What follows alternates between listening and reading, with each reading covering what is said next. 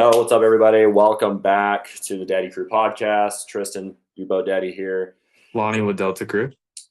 Thanks so much for keeping us going, Lonnie. And I'm hmm definitely excited to talk this week and just talk about a lot of different things. Just got off the lake today, had a great day. So definitely got me fired up to be chatting them on more things. And since our last post from episode 2, uh, hmm we had some people tell us about some different stories and stuff like that. So definitely excited to talk about a couple lake stories.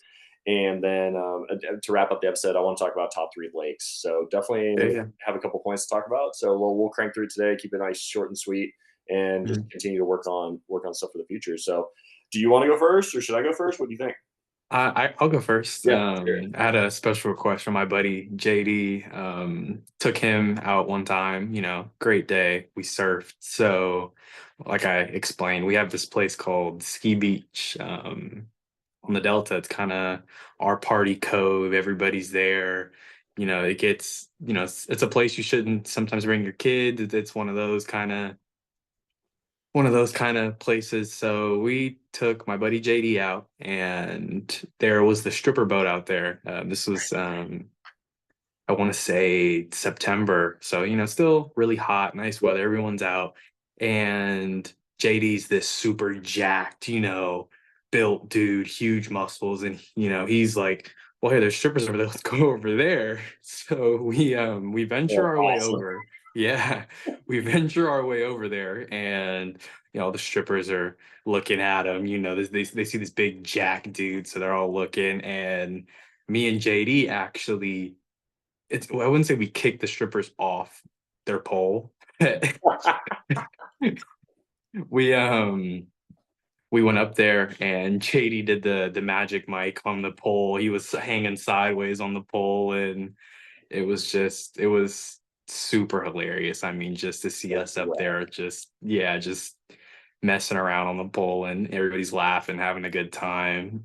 He actually did the flag, the flag pole, where he's like Oh yeah, sideways yeah. on the pole. Yeah, That's gnarly. I've yeah, seen yeah. people do that, and I'm like, that takes so much strength, and like, hmm props to him. And it sounds like a rad crew because I've been yeah. on party buses before, right? And there's a hmm swimming pool, and like you have one crew that is super into it, and we are getting after it. And then I've also been on other party buses that were kind of just like everybody sat there and just kind of did the like kind of bop. They didn't do anything. They didn't weren't dancing on the pole, and I'm like, somebody's Yeah. got to liven it up. So I'm normally one of those guys that jumps on the pole Yeah, and yeah. see what And I happens. mean, it's like, yeah, everybody likes to, have fun, watch all that, but it gets to a point where something needs to get spiced up. Like, let's get crazy and let's bring the life back into the party. So we just kind of started messing around and having fun with it. So that was really not really a long story, just kind of a Right, little right. fun moment that he commented on one of our posts and was like, "Hey, tell this story." So yeah, Nice. me and JD on the stripper boat on the pole, but there's no Was it cameras. So a pontoon boat or was it like a wake boat? Oh, wake it boat. was one of those, Sea-Doo has those pontoon boats. It Yeah, was yeah, one yeah. of those Sea-Doo pontoon boats, and they have the pole right in the middle.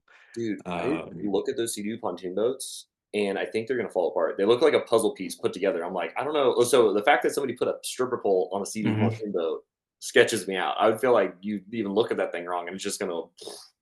I mean, it somehow worked, and I mean, it held. Me and him aren't small whatsoever. We're probably 220 pounds plus, who knows? But it held, and they Well, had, I want to say, 4 people on it at one time on this little geez, Sea-Doo pontoon boat, Jesus. and yeah, it was awesome. Based That on some of was those other comments, it sounds like Ski Beach is just a wild time. It's insane. And I think it probably was definitely a little gnarlier back in the day, hmm like early 2000s, right? Like hmm you kind of see the videos and stuff of like Havasu, or like you always hear about Yeah. the happening spot a few years or like a decade before, and you're like, hmm it sounded like just a wild raunchy time, which is awesome. So kind of hmm like the vibe I'm going for, at least with the Bo Daddy brand, right? We're just here hmm for good times, good vibes, and there's a little bit of kinkiness, I guess you could say. Uh, Yeah. that makes me think of my story. So my buddy Carl and I are cruising around, and hmm he's like, "Yeah, I got a lake story for you." I'm like, "Oh yeah, like tell me about it." So he said back in the day, he was 18, 19, Havasu in the channel, right? Him and his buddies are all hanging out. they're playing music, and I guess this day in the channel, this girl across Ooh. the channel keeps like yelling at him, and he's got like neon green shorts on. And she's like, "Green shorts!" And like a couple minutes goes by, "Green shorts!" He keeps yelling at him. He's like trying to look. He can't really tell like what she looks like because it's obviously decent distance and obviously Mhm. and whatnot. Well, I guess somehow she jumps on somebody's sea-doo and somebody brings her over. Well, she falls like off the sea-doo in the water, and she comes up out of the water thinking, all Baywatch style, and she comes up, and he doesn't know what to expect because he hasn't seen her yet. I guess she comes out of the water, and she's definitely a little bushed, I guess. Not. She wasn't a 10, I guess. She wasn't a 10. He didn't give me a rating on it on the scale, but he's like, "Oh man, what did we get ourselves into?" So he's kind of like, "Oh shit, what did I do?" So now we're hanging. I guess they're hanging out on the boat and whatever. And his buddies, he's with his buddy and his wife, right? And they're like, Mhm. "Who the heck is this?" And they're like, "Oh, what's going on?" Well, that dude's husband rolls back up. She's like, "I don't know who this is," and the wife's like, "Get her out of here! Get her out of here!" And so they threw her back on the sea-doo with his buddy's husband, or I think I said the wrong, with his friend Mhm. whose boat they were on, whatever. Mhm. Take her back across the way and just dump them off on the other side.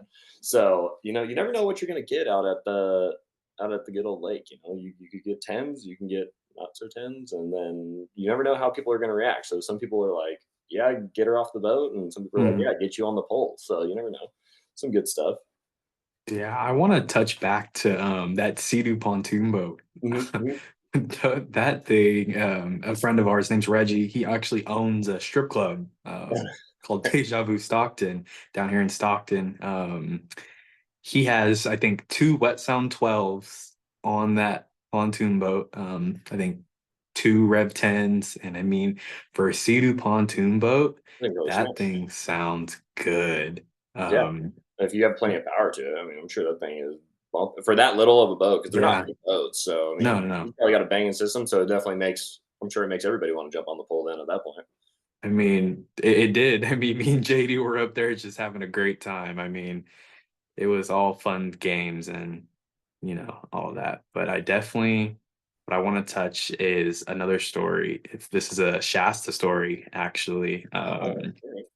So I'm at Shasta. Me and my grandfather are launching the boat, whatever. I think I told you this story before. Launching the boat, and we go to Shasta, have a great time. We're on a Shasta trip. We pull the boat out of the water, and we go to Whiskeytown Lake, probably 30 minutes away from Shasta, and the boat's sitting in the water for a couple days. I'm like, oh, okay, yeah, nothing's wrong. That was when I told you we went out, hit that log. Oh yeah, yeah, Yeah, we hit mm, this round. Didn't break anything, didn't tear anything up. Hit that log, and boat seemed a little off. I yeah. didn't. Vibration or something like that. Yeah, a Something little yeah, off. Nothing looked broken. I think it was probably just a seal or something popped. So it's a really, really, really rough day that day, and that's the same day we're pulling the boat out to go home. It's about 3 hours away from us. We're on a camping trip. So all the ramps are full. I don't have my phone. My phone's in the truck. I can't call my grandfather, so he backs down the kayak ramp. oh Um, yes. Kayak ramp is, I can stand and my knees are barely in the water. So he backs down this triple axle, probably, I think the trailer's 33 feet long from tongue to tit, Jeez. or from tongue to the rear. Yeah. And this is on the kayak ramp. We somehow managed to get the boat on the trailer on the kayak ramp. Not a scratch, not a ding, nothing. And I just find that insane how this little tiny kayak ramp, it was probably the same width as the trailer, and it fit So and like we got it on there. tires are on the edge, like about to fall off, like Yeah. into the lake. Yeah. It was definitely something. I mean, don't recommend it, but sometimes you got to do what you got to do, especially on those windy, rough days. See everybody struggling trying to pull their boat out. It was terrible, but I mean, it's an experience. Definitely, I'm surprised we got that boat out of there without damaging it, which is great. Yeah, that's fucking awesome. I'll probably share. I got another one I can share. Yeah, Mm, we were out at PAL last year, and this is my mm, first time at PAL. And the cut, so I was doing research and stuff. I know there's a cut through from Wahheap to the main lake. mm, And we're wandering around while we're out there. The cut at this trip, the cut through, there wasn't enough runoff, and it was late in Mhm. the season, so the cut through wasn't open. So every day while we're on this trip, we have to go through the whole channel and then out to the main lake. Mhm. And we stop at Antelope to top off gas, and we go deep. And we ended up finding a hole in the roof, which was like an awesome experience, Mhm. right? Super sick. I'm super glad I got to experience it before it caved in on itself earlier this year. Yeah. And so we're cruising around all day, and I'm like watching my gas because I know we're pretty deep. We topped off at Antelope, and we're cruising out there, and I get basically for me to get to there, to get the hole in the roof and the rope swing, it took me Mhm. almost half a tank, maybe just a little less than half a tank. So Mhm. we're kind of cruising around, hanging out. We weren't boarding too much because we knew we were going to be driving really deep that day. Mhm. And so we're on our way back though, and we start to see the clouds get super dark. Like the whole like world changes, right? So like obviously you're driving out there, it's all Mars rock. Mhm. Everything's red. So now it gets cloudy, and I don't have great service. My buddy Mason has great service. And I'm like, dude, I don't know where I'm going at this point because like everything looks the same and the clouds like set in. And now it's like Mhm. dark clouds. Wind starts ripping. It's white capping everywhere. And then starts dumping on us. And I'm like, just tell me where to go. He's like, yeah, keep going this way. Shoot down this like channel. I'm like, all right, cool. So we're jamming down this channel, and I'm like watching. It's just getting rougher and rougher. White capping. We go by a boat that's anchored, just getting beat to shit. Just bam, bam, bam. Mhm. I'm like, that's gonna be us here in a minute. Like that's what goes through my mind. And I'm watching my fuel gauge, and it's digital, so I don't love that it's digital right now Mhm. because I don't know how much I truly have in there because we have 4 ice chests on the boat, 8 people, and we're in the middle of this monsoon that just popped up Mhm. literally out of nowhere. And now I'm between an eighth and a quarter, like kind of keeps floating around just based on like the boat movement and stuff. And I'm like smiling, just cruising along, Mhm. just getting beat, and I'm starting to panic inside. I'm like, this is not good, but I can't let everybody else know this. So I'm like, shit, shit, shit. So we turn this corner, and I totally thought we were on a different part of the lake. And we turn this corner, and I'm like, holy fuck, that's a marina right there. I'm like, holy shit, like we're gonna make it, like we're good. And it's dumping like hard. We're smashing into waves. Waves are coming over the side of the boat. The whole boat is wet. Like we're soaked. Everybody in the boat, every towel is soaked. Everything in the boat is completely drenched. There's like standing, like in the corners, there's standing water in the boat. And I'm just powering through, right? We get to the no wake zone, and it's definitely like a lot smoother, right? Because you're not in it's blocked by the wind and all the houseboats and whatever. Mhm. As we turn that corner, I'm like, Mason, what marina is this? And he goes, that's Antelope. I'm like, no effing way that is Antelope.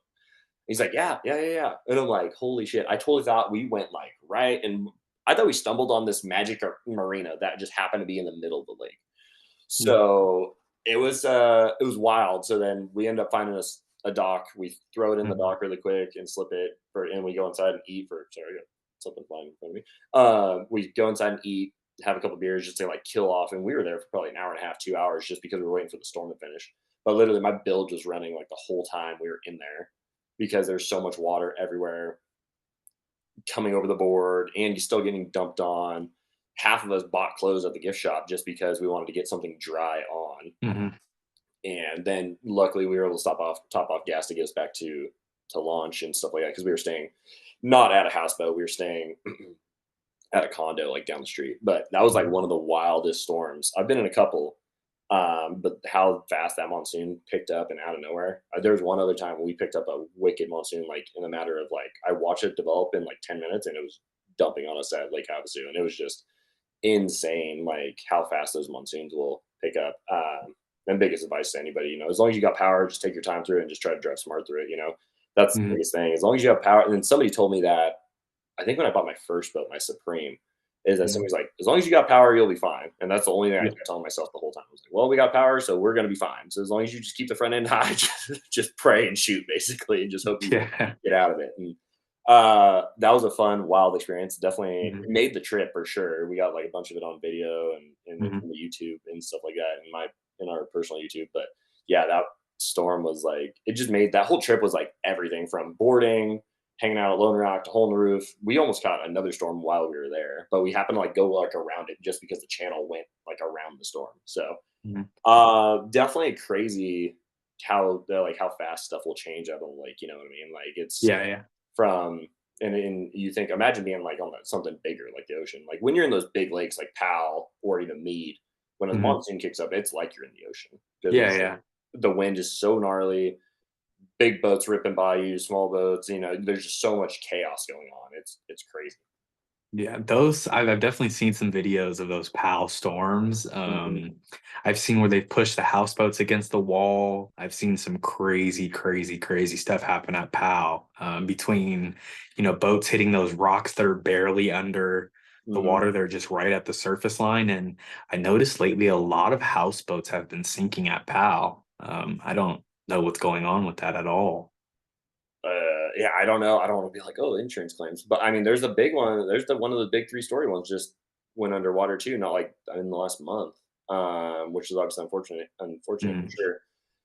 I don't know. Obviously, those boats are sitting there forever, right? Like that's the yeah. life that they're gonna be at. Then there's obviously the wakeboarders, wake surfers that are cruising along and they don't see that those shallow spots, and that's the biggest Mhm, thing too. It's like stay in those big open areas so that mhm. you don't get caught in that, right? You don't want to put yourself at risk, especially in the middle of the lake, because that lake's so big. Like, yeah, you'll drive by people, but like you'll drive by people and you won't see somebody for another 10, 20 minutes. Yeah, yeah. I There's mean, that's yeah. what's so crazy is how like we were there on Labor Day, a big weekend, and when like you might cruise in the marinas, yeah, you see a bunch of people, but Mhm. then as soon as you get past the marina, you're cruising, you'll wave at one, 5 minutes goes by, you won't see anything, 10 minutes goes by, you're like, oh, there's one more boat going the opposite direction, or well, maybe one's passing you because they're a faster boat, but Mm.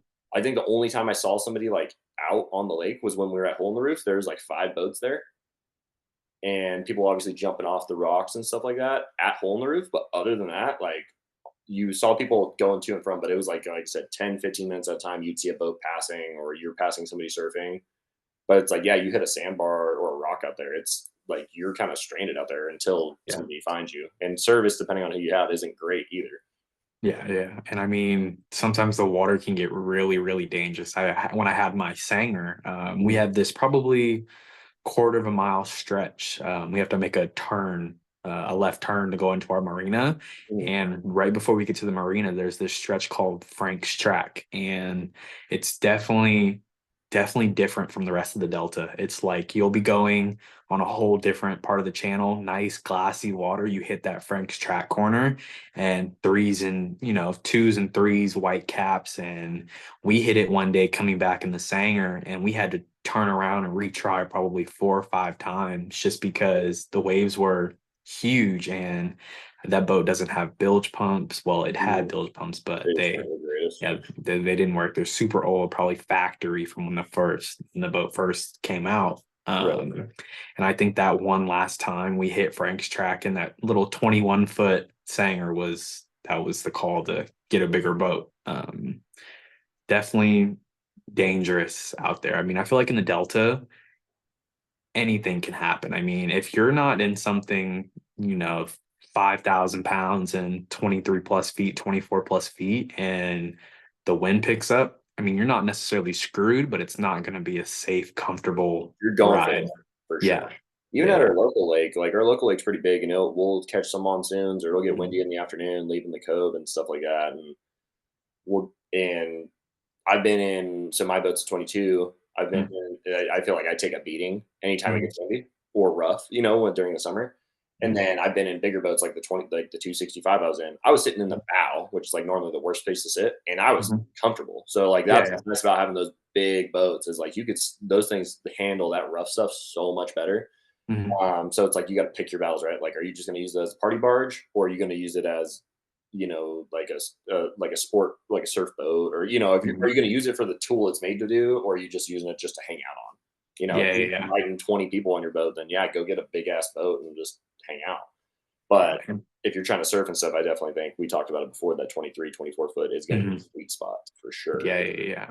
And I mean, what I noticed definitely with some other boats I've been on, like the Sanger, a couple Malibus and stuff, those 25-foot boats, you can just drive right over a wakeboard wake, no problem. And it's Oh, like in my Sanger, I had to probably come to like 10 miles an hour just to hit a wakeboard wake. And it was so different getting used to you just have to like rock into it, driving. like run parallel. You have to like commit to it and Yeah. then like commit to the second one. And it's like now I was just out there hitting, every wave, every direction. And I feel like definitely with the bigger boats, it feels a lot safer. But, a bigger boat, a little bit harder to dock, more on fuel. You got to add more weight to it to clean, or add more weight to it for a good clean surf wave. Right. It's more boat to clean. Like I said, it's just a whole another hassle on itself. But Different driving style for sure. mhm, And like I try to find smooth stuff all the time when you're in that rough, mhm, choppy water. And like you'll find a couple that hit really smooth and nice, or really like you try to get mhm. into them sideways and like creep over them and like work with the wave. Then sometimes you can hit them straight and it'll just skim over them. And then other times it's like bam, bam, bam. And you're like, I just did that same thing with this other wake like 2 minutes ago. Yeah, And why it is was it? way smoother. So driving boats, obviously, the more you do it, and the same thing with whether Mhm. it's docking, trailing, all that stuff. The more you do it, the easier it gets, and it's just. And some days you're like it comes down to it. Before I mentioned in past episodes, just be patient and Yeah. don't rush it, and your life will be a lot easier. Yeah. Just taking your time and being patient, So Yeah. My buddy has that red and white 230, and we went out one day and we shouldn't even have let the lift down. It was really, really, really bad. And we went out and the way he hits those waves a certain way, it's almost like he hits him sideways, but he Mhm. turns. I have no idea, but it really wasn't that bad. And I noticed we'll be doing 20 miles an hour, and he'll hit a wakeboard wake in an Nautique 230, and that boat it sits lower in the water than I noticed some other boats. Is that that It'll red sit and white one lower. that you guys have in Yeah, there? yeah, Yeah. yeah, the white one. And the way he hits those waves, it almost feels like I'm in a 25-foot boat. Like it feels like, oh, hit a little wave, but they're huge. And I don't know how he does it, but props to him in that. I mean, Yeah. takes a lot of skill to, hit these waves and just, oh, a little bump. Yeah. It's nice to when you have somebody that knows how to drive, it Hmm. makes your ride a little easier. It's like, and I'm always Hmm. trying to be cautious of that when I got people in the boat, especially like if I have kids in the boat too. Like my Hmm. buddy brings his kid, or his wife, or like my buddy's girlfriend or wife is pregnant. I'm Hmm. trying to make it as smooth as I possibly can. Yeah. Sometimes it doesn't work that way, but you try to pick those lines and try to like work edge into it instead of slamming into shit. And also, Hmm. I don't like slamming into shit because I'm paranoid that something's gonna break or I'm gonna hit Yeah. something, or like I've hit stuff so hard or it's vibrated so much that my amp board inside my cubby has like came loose, and like it's only been hanging on by a screw when I get back and stuff like that. Like I'll go in underneath to clean out and check on stuff.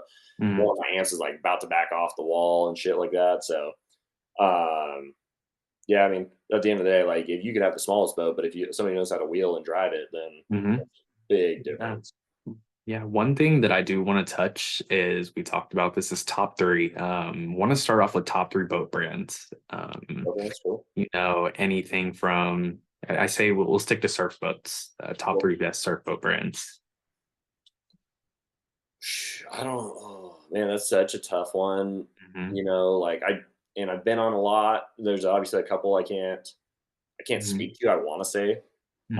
I'd probably say right now, based on what I've ridden, I do like MB. If we're going based solely on the wave, right? Like MB's probably take has the number one spot right now. Hmm. Um, the newer, like the 2020 or newer B52 Alpha, that's the one that I've ridden and I've had the blast on, and my buddy sent me the setup and everything. I do like the Axis, not, and Hmm. that's just I've been on multiple ones. I can get them in a really good spot. They're very consistent, and then probably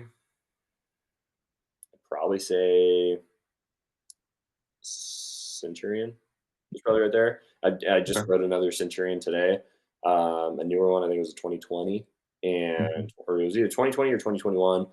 Very good. That one was better than the last Centurion, the last new Centurion experience I had.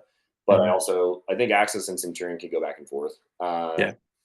because they both produce a really good wave. I've ridden both of them. I consistently like that. Like I said, the FX 44 really good, or FF whatever the model is. I Mhm. call the dude's name's Johnny. I call him Johnny Tsunami because he's Hawaiian dude. I'm like Johnny Tsunami's boat. I love his wave. It's really sick, classic boat. The system's loud. Everything about that boat is rad. Mhm. So I'd say probably yeah, MB. I haven't been behind a directly yet Malibu yet, but I know it's the same as Mhm. an Axis. So like Malibu Axis, Centurion, that's probably my top three right now. Okay. Haven't ridden a Paragon or Supra. I want to ride a Mastercraft too, and then that could definitely change. But that right Mhm. now with what I've ridden, all the different boats I've ridden, that's my top three: MB, Axis, Centurion, Axis, Okay. Centurion. With me is I'm a die-hard Centurion fan. I don't know why. I think maybe that was our first boat Mhm, that really did it, and the Supreme being a Centurion-based boat, for sure. same surf system, same everything, pretty much, just like Malibu and Axis. I think number one, I'm gonna have to go Centurion. Specific model, probably RI 245. I think would be Okay. my favorite. Definitely number two.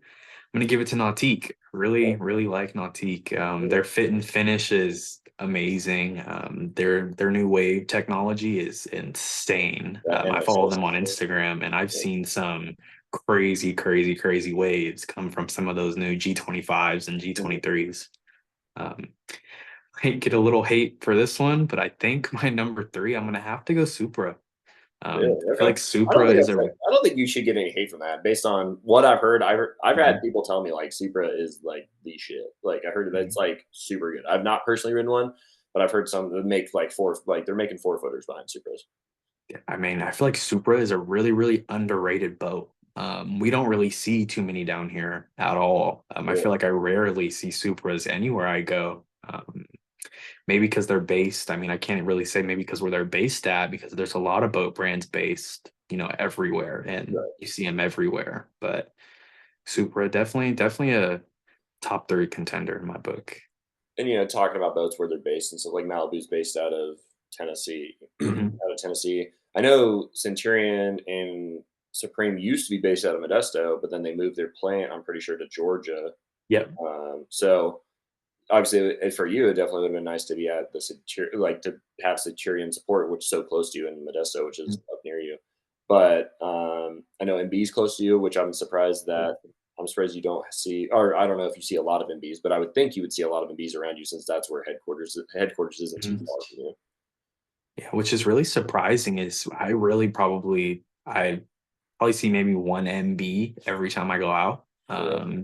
So I mean they're relatively here, not much. And I believe Centurion still has a factory or something here, is what I heard. I think it's almost like Supreme is in Georgia and Got it. Centurion is here. I think. Don't quote me on that. I saw a reel. Somebody went on a tour not too long ago of the Centurion factory here. Is that So I think the B Boss girls? Was that them? it was B-Boss and it was Wake Bros. Okay. He went on a tour too, and I think probably 2 months ago. And I remember when I bought my boat, they sent me pictures of it being shipped from Georgia. Okay. So I think maybe they might have two separate factories now. I'm not sure on how, I could but now that you say that, that does make sense. I do remember. I remember when Supreme did the rebrand, like the Mhm, latest rebrand or whatever. I remember reading something that they were doing a plant in Georgia, so they could very well still have two plants. mhm, And I mean, I think you have to have two plants having two different brands like that. I don't think you yeah. can really house it all in one place for the sake of logistics and whatnot. So, Mhm, but yeah, man, I definitely think your top. Um, I mean, if I wanted to, I'm basing my top three off of like experience, right? Like mhm, what I've personally gotten behind. mhm, Yeah, if I wanted to throw out like a top three based on just personal opinion, based on what I've read over the years, like I'd probably go, mhm, yeah, Mastercraft, Supra, G, and then Paragons. mhm. And everybody Yeah, says the Paragon's amazing. I haven't ridden behind one, so I can't really speak to it.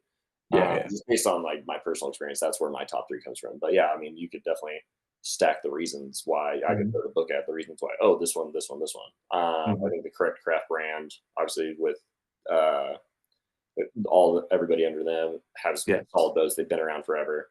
And Mastercrafts has always been like the boat you see yeah, everywhere. everywhere since you're a child. That and like the Mhm, classic.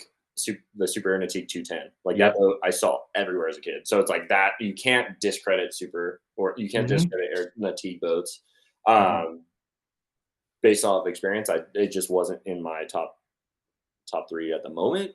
Their Mhm. wakeboard wake is really good though. I will say that. So like if it was based on wakeboarding, Mhm. Natique would probably be my number one Yeah, yeah, for because sure. their ramp on that thing is so good.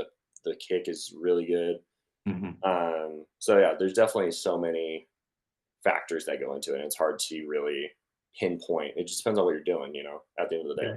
If you're trying to, and what I don't get these guys that buy these boats just to go sit there and party. Like, I'm like, Mhm. dude, if you're going to buy like a $200,000, $300,000 wake boat, like, go use the thing.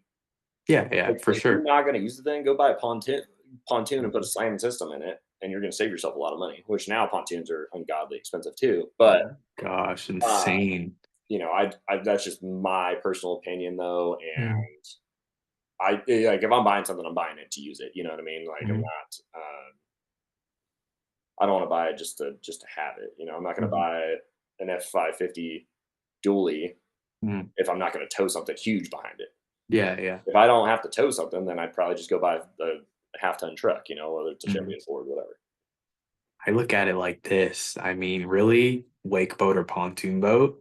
I can't believe some of these pontoon boats that are out right now. Or I think Horizon Motorsports had that one with the triple 500Rs. Um, Oh yeah, yeah, yeah. that boat is insane. And they had one, they built one with a 1100, the twin turbo motor from Mercury. I believe Horizon Motorsports had that one too. I think if they sold it, but 1100 horsepower pontoon boat with the M8 drive, that is just, it blows my mind. It's sick. Oh, I mean, it's sick because you can jam everywhere and you have plenty of Mhm, space, and it's. I would imagine. I'm curious what those do though once it gets rough. Obviously you can get on top of it a little bit, but it's not mhm, going to cut the water the same as like a big boat. The yes, DCBs and stuff like that. So, yeah. um, I DCB, I feel like if they didn't have that center pod, they would ride 10 times better. Because like you look at MTI, you look at Skater, all these other big brands, they're true tunnel boats. DCBs have that little, almost like another little like tri-tune sponson in the middle. I mhm. just feel like if they were to just cut that out and to be a true tunnel boat, it would be the best boat out. But Yeah, I mean, I can't. I see them, and I don't know a bunch about them. Like my buddy's got a mhm, Howard. The thing rips. It's nice. comfortable. It's fast as balls. And obviously you see a lot of DCBs out there. Yeah, yeah. You see a lot of MTIs as well. It's like I Mhm, don't know enough about them to really make a comment. Like if I was going to pick one just because I've been on it, I'd probably say Howard. So mhm, but that's not giving a fair shot to all the other ones out there. And I could base it off of like, oh yeah, what I see on Instagram, but that makes me. I don't want to sound like ignorant or like trying to tell somebody, yeah, dude, go buy your fast boat, go buy a DCB because that's what mhm. everybody has. I mean, you probably know more about fast boats than I do. But yeah, I think today we've definitely had a good talk. Yeah. We'll definitely touch bases again. Maybe tell some more stories and whatnot, and for sure, just have a good time and talk about boats. Keep it going. I think next time we'll talk about some different brands and things we use on Hmm. the boats. Kind of same, keep the top three, maybe top five, depending on Hmm. how big the list is and whatnot. We've Hmm. talked about cleaners and stuff, and we'll just keep it going. And like I said Yes. before, if you guys want to see something specifically, definitely shoot us a message, comment it, and we definitely appreciate the support. Hopefully, it's kind of filling your void for the boat content. Like I was out on the boat today. It was 64 degrees in the water. It was definitely chilly. But we're still making it happen, Mhm. and I'm definitely looking forward to the warm water though, so we can Yes. be rocking and rolling and try to plan something. So I think the goal is Desert Storm. I think I mentioned that in Hmm. a previous Yes. video. So plan to be at Desert Storm. I'm gonna try to do something special for Desert Storm, and then yeah, as more stuff develops, we'll just keep you guys in the loop. Yep. Sounds good. Thanks, Thank you. Lonnie.